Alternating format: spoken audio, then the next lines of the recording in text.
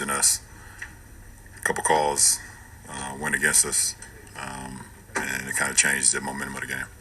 And what do you learn from this game before you guys head on to this road trip? What do you take from it? That we can play better. We know that team has played extremely well, especially on the road. And we knew they wanted to get some get back after we beat them on their floor. They beat us on our floor. So it's a very good team. We're very well coached, and we just learn from our mistakes and learn from some of the good things that we did tonight as well. LeBron, your guys' energy, especially on defense, really seemed to be crackling in that first quarter. Was there a lot of excitement for this game? Were you feeling it early on? No, it's excitement for every game. Nothing. The opponent doesn't change. We've been excited to play every game this year, win, lose, or draw. When Anthony says that you guys don't want to lose 2 games in a row, obviously that's a good goal. Is that how realistic of a goal is that for you guys to take throughout the season? What do you mean? How realistic is it? I mean, you've been in the league for 17 years, and it's not very often that happens. Yeah, but it doesn't mean the realistic is the mindset. It's not about sometimes you lose games in a row. It happens, but just having that mindset and that approach. Welcome back to another episode of Lakeshow's Finest Redux. I'm your host, Charles Ryan, KB24 status, Kobe24 MP3, Chucky Atkins, or yours truly, the biggest Lakers fan in the world. And tonight the Lakers lost 114-110 to Luka Doncic. And the score wasn't even that close, really. I mean, they were down by 21 at one point. And for some fucking reason, we only scored 38 points in the second half. We scored 62 points in the first half and 38 in the second half. That hasn't happened to us in a while. I mean, I think we only had 5 points in the first 7 minutes of the third quarter. How does that make sense when you have 2 offensive dynamite superstars? Doesn't make much sense there. But the big difference in this game was the Lakers not making their threes. They were, well, there's a lot of things, but this was one of the big factors. They were 7 for 27 from 3.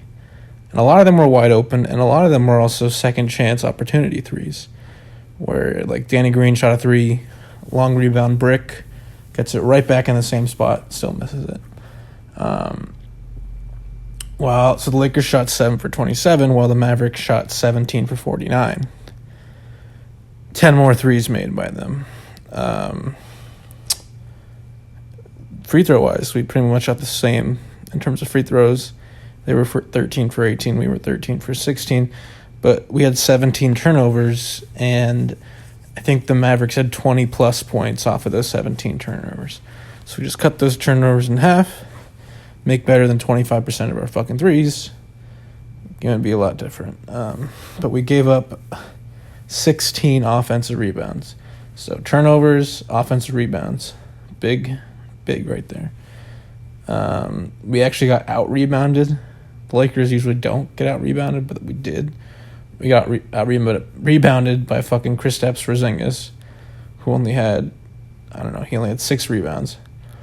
Dwight Powell, Maxi Kleber, and Luka Doncic with 9 rebounds. We got rebounded by a small guard, Doncic, who's like 6'6", whatever he is. 6'7". Anthony Davis, JaVale McGee, and Dwight Howard couldn't fucking lock that shit down. I remember when we played the Mavs earlier this year, this was not a problem. I think we actually did get out-rebounded versus the Mavs, but it wasn't. We went to overtime, we won the game. I don't know where this 20-point deficit came out of nowhere. And what was crazy was it happened so fast. The Lakers were only up 5 points. Actually, at halftime, they were up 62-59. Like, literally within 4 minutes, they were down by 20 points. I don't know how that even happens. I feel like you have to do everything freaking wrong in that segment, and they did. And another issue was Vogel managing his timeouts.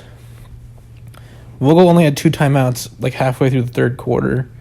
So if he managed his timeouts better, they wouldn't have got up to 20. They wouldn't have got all that momentum. That would have been fucking gone. But, weird game. We were up by 10 at one point. They had a 17-0 run. I don't understand how this is even possible. But overall, I think this loss will be a good learning experience that you can't just chill the hell out and think you can win all these home games. Because this was our first or second home loss. Second home loss. And we're actually better on the road than we are at home right now in terms of wins. But we can't lose next game. We play the Nuggets, who are the second best team in the Western Conference, I believe. And if the Lakers lose this game, they will have the same amount of losses as the Nuggets, but they'll still have 3 more wins. But they need to win this game. They can't lose back-to-back losses. Anthony Davis was saying this. He was saying there's no way that we can afford to have a losing streak, get that losing mentality going, because we can't. But if we do, I don't think that'll be the worst thing in the world either. It's early. It's okay to have these type of... I don't mind losing, but losing in this fashion was just absurd. But Doncic pretty much had a triple-double. He got taken out with 4 minutes left in the game, and he could have had 10 rebounds, but he only had 9. He had 27 points, 9 rebounds, 10 assists, and 7 turnovers. Jesus. But yeah, besides that, nobody really played super well. DeLon Wright off the bench was the one guy who kicked our ass. He had 17 points and 9 assists. I don't even think DeLon Wright is a point guard. He wasn't even playing the point guard position, so how the hell did he have 9 assists?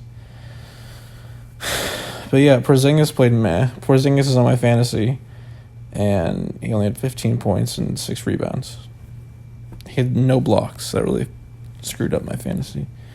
But besides that, not too much. They let Dwight Powell have 15 and 9. You can't let these unknowns play well. Justin Jackson, 15 points. Justin Jackson's a nobody. He was on the Kings last year. He was the 10th man on the Kings rotation. Who are these people? The Lakers just let washed up dudes get minutes and get opportunities, and I don't know what happened. Also, LeBron wasn't really getting foul calls this game. Didn't really make sense to me. I think he only like shot one free throw in the first half. I don't understand how the refs are not getting the memo, but you need to protect your best player in the league. I mean, the more fouls that are called on him, the more points he gets, the more popular the league is. But also, it sends a message you can't fucking beat up this guy. But he shot the ball 20 times. He only shot 3 free throws. Like I said, first half he only had 1 free throw. It was an and one. But LeBron, 25 points, shot it 20 times. 9 rebounds, 8 assists, 4 steals, and unfortunately 6 turnovers. AD, I think, had 20 points in the first half. He finished with 27 points. Also shot it 21 times, 20 times. 10 rebounds, 2 assists, 1 steal, and 2 blocks. LeBron was 0 for 5 from 3. That was a big deal. He's usually pretty good. And besides that, nobody really stood out. Only one other person had double digits, Caruso, 10. But yeah, I mean, JaVale had 10 boards. Very weird game. I don't understand how Troy Daniels got 17 minutes. Why did Dwight only get 12 minutes? Rondo, he had 7 assists. I felt like he wasn't even out there, though. The biggest problem was Kuzma, 4 points, 1 for 8 from the field. He only made 2 or 3 free throws when he was fouled for 3 shots. Like, I'd be okay if Kuzma had 4 points when he shot 1 for 8. But, like, he did other things. But no, he only had 1 rebound, 1 assist, 0 steals, 0 blocks. He had 2 fouls, and he had one turnover. He had negative 15 plus minus. The highest plus minus was Caruso at plus 7, 25 points. in 25 minutes. So, this is kind of one of those games you flush down the toilet, you take the team to the locker room, you have your guys stand in the bathroom, have them stare at the urinal, and just flush the toilet, and then you walk out. That's it. That's all this is. Good experience to learn that when you're up at halftime, you can't just take your foot off the gas, because versus the Wizards, or I think it was the game before, whoever we played the game before, we were only up by a few at halftime, and then right away we fucking stomped on their throats. In the beginning of the second half, we went up by like 15, and the game was over. So we can't let that happen to us. And we're too good defensively to let that happen to us. And it's not like because we're missing Avery Bradley, we're terrible defensively. No, we're still good. I mean, we're 17-3 now. But, I mean, it is what it is. I was kind of shocked. I don't know if you guys noticed, but there was like blood on LeBron's uniform throughout the game. So how is he not getting calls in either as well, like, for that?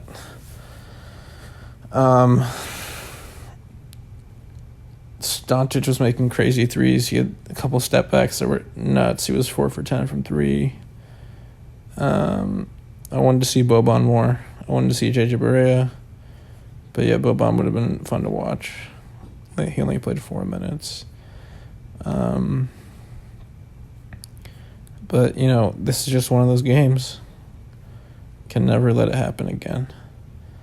I don't mind getting 17 turnovers, but you can't let them score 20-plus off those turnovers. You have to get back in transition. You have to not put your head down and give up. There was a point in the game, I know it was like the fourth quarter, and Lakers are not big, but LeBron got fouled, and he just started walking back. Like, the game was pretty much over. There's no way the Lakers can come back. But just having that mentality, you got to keep playing or just get subbed out. I mean, that's such a terrible standard tone for a game like that. But yeah, I digress. So let's do story time. My story time short. But I recently was given I don't know if you guys seen it, but on my YouTube channel there's a video in my bedroom, and it's a Lakers bedroom. It's called Lakers Man Cave. And it only has 650 views, not that much. But I recommend it because I'm the biggest Laker fan in the world. And I was recently given these Laker bobbleheads, and like they're miniature ones. They're like, I don't know, 3 inches tall. And there's 4 players: Rick Fox, Derek Fisher, Kobe, and Shaq. And the Rick Fox one is like broken in half, kind of. But like they're really cool. They're really old school. So like they're they're like 20 years old or so. They're holding the championship trophy. So I assume it's from either the 2000 or 2001, 2002 championship team. So they're at least 15 to 20 years old. Or whatever. But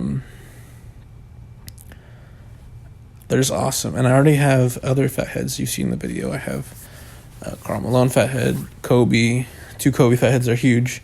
But these little ones are like kind of like Easter eggs where you can watch the freaking video. You can like put them in places and like it'd be hard to notice, and you have to really keep an eye out for them. So that was a nice gift I got. I'm planning on maybe completing the set, because not only is because I don't understand, depending on the team, you know, I like a Brian Shaw one. Brian Shaw would be nice. Who else? Wasn't what's his name? John Sally on that team. John Sally. Robert Ory. Can't get a Robert Ory. An underrated role player of the whole entire league. Big shot, Bob. But not really a story time. Just a nice little thing that happened. It's nice getting gifts, especially the Lakers kinds. But if you guys watch that video, you'll see I'm the biggest Laker fan ever. And if you ever want to give me some Laker gifts, I will make sure they are used to their potential and put on display. It's like a Lakers shrine, man cave, and people have come in and they're like, what the fuck? And I mean, I get it. It's an addiction. I've been collecting ever since I was, I don't know, 12, 11. I'm 24 now. So, but check out that video. Pretty cool. All right. Lakers, their upcoming schedule is the Nuggets on Tuesday. And they're on I want to say a 3-game road trip or 4-game road trip. We go at Nuggets, and it's a back-to-back. At Nuggets, at Jazz, then at Blazers on Friday. So Tuesday, Wednesday, Friday, 3 games in 4 nights. They went 4-0 in the last road trip. If they can go 2-1 on this road trip, that would be awesome. 3-0, that would be unbelievable. I don't think it can happen, but those are 3 tough games. Ironically, all teams are in the same division. They're in the Northwest Division. I think that's what it is. But I do think we can beat the Nuggets. They're overrated. Beat the Jazz. We already played the Jazz, and we already kicked their ass, I think. Yeah, we played them. The second game of the season was versus the Jazz. We beat them 95-86. We have not played the Blazers yet. Can't wait to see Melo. I think that'll be great. LeBron and Melo reuniting against each other again. I wonder if LeBron will even guard Melo. But after that, we have 1 game at home, and then we head out again for a 5-game road trip. And then it's Christmas time. But, so, 8 of our next 9 games are on the road. There's no excuse here. We have, of these 9 games, we should win 6 to 7. No problem. No, I'm just kidding. That might be difficult. But, we're capable. I mean, it's just great when you go into a game, and you know how in the playoffs some analysts will say the team that has the best player on the floor usually wins. Well, we have 2 of the best players on the floor most nights. The two best players on the floor are on our team, so there's no excuse to why we can't win any game. I'm worried about this back-to-back thing. 3 games in 4 nights is a lot. But what's nice is the second road trip, the 5-game road trip, there are no back-to-backs. So at least we're getting some help there. But once again, I'm Charles Ryan, KB, 24 status, Chuck, Kobe, 24, MP3, or yours truly, the biggest Laker fan in the world. Thanks for listening. Hope you all had a great Thanksgiving weekend. I know I did. And let's get this win on Tuesday. Let's send Jamal Murray packing. Hate Jamal Murray. Hate him with a passion. All right. Thanks again. Take care. Let's go.